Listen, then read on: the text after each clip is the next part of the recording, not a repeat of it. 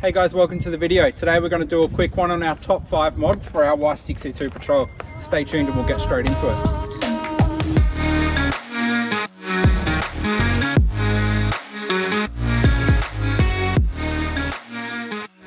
So we've had our car for a couple of years now. We've done a lot of four-wheel driving with it, had a lot of experience touring. So our top 5 are going to be predominantly touring based. We tow with the caravan, we have kids, we do a lot of long drives and short drives, but in saying that, we also do a lot of four-wheel driving as well. All right, number 1, definitely going to be tyres and or wheels. So the most important thing when you go off-road is to get good traction. Now the tyres that the Patrols come with, and mainly any four-wheel drive, are all going to be road-going highway tyres. They're going to offer you not much grip off-road. As soon as you hit the dirt, they're going to be quite loose, no matter what you do with them. So our number 1 mod to any four-wheel drive, especially a Y62, is going all-terrain or mud tyres. Our particular tyres are 35-inch Maxxis mud terrains. They fit on these wheels with no lift. These are a plus 18 rim, 18x9. Small modification to the rear mud flap. But other than that, they clear the car completely, even off-road with articulation and compression of the shock as well. Now there are a couple of different options for tyres. You can stick with the standard rims or upgrade the rims to something a bit wider as well. There are people that have fitted 35s to the standard rims. You're sort of getting towards the edge of how wide you want to go with your tyre on that size rim. But depending on what tyre you go, they do fit on the standard rims. You just got to be careful with your inner clearance on the upper control arm. There are lots of different options for tyres. The all-terrains on a standard rim work really well. The standard tyre is about a 34-inch tyre, so stepping up to a larger tyre or at least a wider tyre makes a massive difference when going off-road. Have a look around on the forums. Some of the Facebook pages that are out have a wealth of information in them, just letting you know exactly what size and brand. There are some bad brands to go with the Big Patrol. There are some with weaker sidewalls that tend to get a bit of a wobble in the back end as well. David Dash has touched on that. If you want to learn more about that, I'd head over to his videos. Other than that, do a bit of research and find a really good tyre that's going to suit the type of touring or four-wheel driving that you're going to do. We do a lot of touring and towing with the caravan. We've always had mud terrains on the Patrol. We've never had any problems. We had BFG KM3s before this and got a really good mileage out of them, and everything is leading us to believe that the Maxxis are going to be equally as good, if not a little bit better. Price wise for the tyres, you're looking at about $400 to $500 depending on again where you get them from and how urgently you need them. Our rims costing about the same per rim. The price of methods has moved up recently, so it'll depend on where you get it from and who's got stock as well. Our number 2 mod for the Patrol is going to be the electrical system. Having a second battery system in your four-wheel drive is almost a necessity these days. It just gives you the ability to run a fridge if you need to. You can put your drinks and beer and everything in there, obviously. That second battery is really important for making sure that your car can start after, leaving it off for a fair while. Also, having a really good charging system makes a massive difference. So we run an Enerdrive DC charger 40+, and we use a Renogy battery monitor and the Safari switches in our setup. Our setup works really well. We run an inverter and an air compressor as well. Both of those things are quite power hungry when being used. So you need to be able to make sure that you can replenish the battery as quick as you're pulling it out, and that's the best way to go about it. We're always charging drones and cameras and phones and iPads and everything as well. So yeah, having all these outlets at the back here makes a massive difference and just keeps it easy for keeping the kids' electronics all charged and our cameras and drones charged as well. We have a fairly good electrical system set up in the caravan with lithium. So having a powerful battery system in the car or an electrical charging system in the car makes a really big difference for charging the van up as well. Mainly when the sun's not out. We do have a fair bit of solar on the caravan, but having that electrical system in the car makes a massive difference as well. Your main points for your electrical system is having a good battery that can store and use the power, a good charging unit that can charge that battery back up when you draw it right down. Then also something that really makes a good difference is having a good battery monitor. So that Renogy battery monitor gives us a wealth of information. It's got our voltage, our amps being used, our watts, our battery percentage. It's got everything on there, and I'll give you a close-up of all the details that has in there as well. I'll put the links below for the electrical system that we use. You can have a look and work out if that's something that's going to suit your needs as well. Our battery is a iTech 120 amp hour. It actually lays on its side under the false floor really well. And then our battery monitor is a Renogy battery monitor that tells us a heap of information about the battery and the usage and how much is left. The Enerdrive DC charger is really good. It actually gives us up to 50 amps of charge, which is really useful. And our fridge is an Evercool 40-litre drawer fridge, which has been an awesome fridge so far. Again, number 3 would easily be recovery gear. Recovery gear is going to be important for any four-wheel drive that you own, but the Patrol doesn't come with anything useful at the front of the car. So we run the Road Safe front recovery points, which are really easy to fit, and I'll put a link up here to our video of our installation of these. It's fairly straightforward and quite easy to do. There really is no excuse not to have a recovery point on the car somewhere. The back of the car is super simple. So there's these sort of things. There's a couple of different options of these now. There's much lighter anodized alloy ones as well. This is a steel one, and basically you just have your drop shackle here. And as long as you've got a tow bar on the back, that just slots into the tow bar with the pin through it and becomes a recovery point. Failing that, you can actually just use the pin. You just fold the snatch strap loop and squash it into the tow point and put the pin through. And that's always a good backup for recovery as well.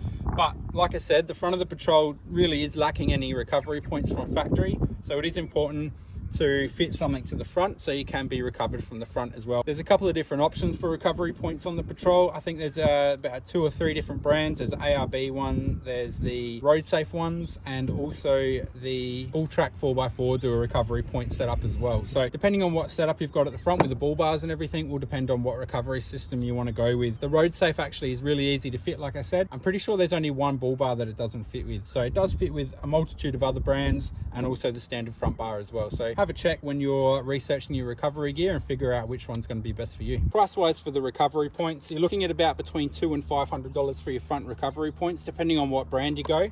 And the back recovery system, they also vary between say $30 and $130, depending on if you want to go that billet alloy or if you want to go a steel one with a D-shackle, or there's other options for your soft shackles as well. Alrighty, number 4. Number 4 is going to be storage for your four-wheel drive. So the Patrol actually comes with a 3rd row of seats. Most of the time these come out depending on how many kids or people you carry on a regular basis. There are a multitude of options for the back of the four-wheel drive as well. So you've got options to keep either side of the 3rd row seat, or you can get rid of them altogether and go a full drawer system. So our drawer system is from Adelaide Drawers. We've got a link here to show you the video about our drawers. We run a drawer fridge from Evercool, a 40-litre drawer fridge with a single drawer and a table as well. So it's really important to sit down and work out what you need from your storage system. I'm going to include the roof rack into this as well, and I'll show you the roof rack in a sec. But our drawers are simple and useful. We run a big table and a large single drawer as well. We've actually got a fair bit of storage underneath the false floor as well, behind the seats, and that's where we run all our electrical systems. So that keeps this whole area free for storage as well. Keeping in the storage theme is our Rhino Rack platform. We run the backbone mounting system. This thing has been really useful for us. It's just a massive space up on the roof that gets some stuff out the car, especially if you've got dirty stuff like our swag if it's been on the ground, our recovery tracks or bits and pieces, fuel cans, etc. up there. It's been really useful to have. Like I said, it's a massive space. It's silly not to make use of it. There are a heap of different brands out there at the moment as well. So Dash has got his own roof rack platforms. Yakima, there's Rhino Rack, there's a ton of them as well. So do your research and figure out which one you like the look of the most. Most of them have very similar load ratings. The load ratings is something to keep an eye on for the roof, but again, look into that when you're looking for something that's going to suit your kind of setup. Our roof rack system costs us between $1,000 and $1,200 depending on where you buy it from and how urgently you need it as well. So it's a pretty good system with the backbone and a platform mount. Our drawer system costs us anywhere between $1,500 and $2,000. It'll depend on what you want to add to it, what you want to take out, how simple you want it, or how technical you want it as well. So obviously your imagination is the limit for what you can do in the back here, and the price will reflect what you want to do. Alrighty, I'm on the ground now. So our number 5 mod is going to be the airbags. The airbags are super important for a Patrol if you want to do any sort of towing with the caravan or anything like that. The Patrols are notorious for sagging in the back end. Any weight on the back at all, and they tend to bum drag all the way down the road.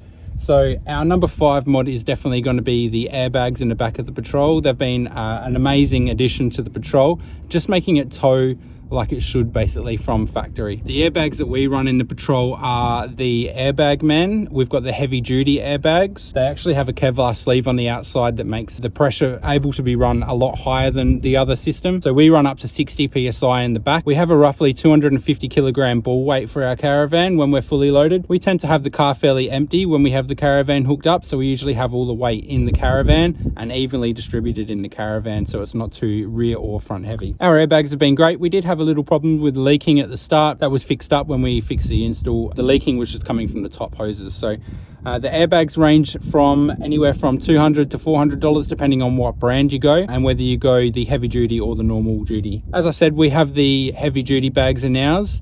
It's quite easy to add a 2-inch lift to these bags as well. It's the same kit, it's just got a 2-inch spacer that sits underneath the bag. So later down the track, if we ever decide to do a 2-inch lift in the car, it's just a matter of slipping a spacer in under the airbag as well. I'll show you the airbags now. These have done some Ks. We've done Arnhem Land, we've done Cape York, we've done Central Northern Territory as well. We've done a heap of touring with this, with the caravan and without the caravan, and we're really happy with the ride quality. So we've got heavy duty rear springs in the back of the Patrol as well. They're standard height heavy duties, but this was mainly for our old setup when we had the heavier drawers, the heavy fridge slide and the heavy fridge in the back with the heavier batteries as well. So with the setup we've got now, I really don't think that the heavy duty springs are necessary, but the airbags definitely are necessary for when the caravan's hooked up. The airbags are literally only there for the caravan being hooked up. So at the moment we've got about 5 psi in them, which is just enough to keep the bags plumped up and stop them pinching. And then when we have the caravan hooked up, just before we put the caravan onto the car, we put about 55, 60 psi depending on how loaded the caravan is, and then we hook the caravan up. Doing it in this order we find works a lot better. It tends to hold the height a lot better and keeps the car a lot more even when we're traveling as well. That's our number 5 mod.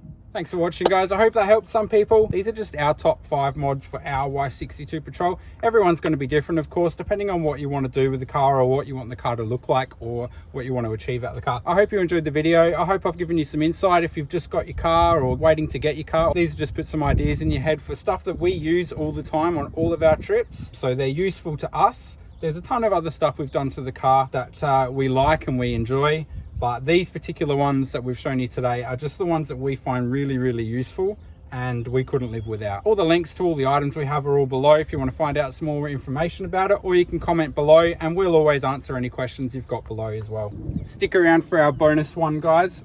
There's one more that we think is really, really important if you've got kids. We'll show you now. So our number 6 bonus one for the Patrol especially, again could work in any car, are these headrests from Öhlins. We've had these headrests in this car since we first got the car, and these have been an absolute lifesaver with our kids. So what we do is we download any of their favorite YouTube videos or favorite TV shows or movies onto a USB or an SD, and we load them into the TV, which you can see here, just clicks in the side.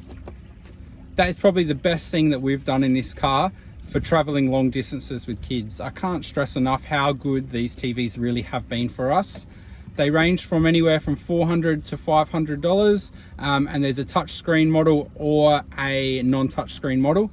The CDs go in the top. They've got HDMI, they are linked with the sound and movies, so they can watch one movie from this one and it'll mirror onto the other one, or you can watch separate movies. You can download any movies onto your USB stick or an SD card, or you can plug in a HDMI cable as well into your phone or iPad and play any movies you need to on here.